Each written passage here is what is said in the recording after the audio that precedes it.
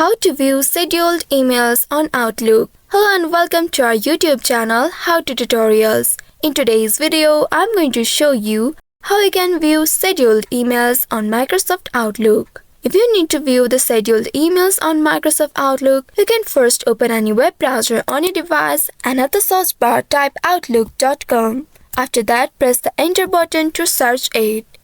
Within a while, you will be taken to the official website of Microsoft Outlook. Here, make sure you are logged into your account. Now, to view the scheduled emails, you need to check the Outbox or Drafts folder. Scheduled emails that are yet to be sent remain in Drafts folder.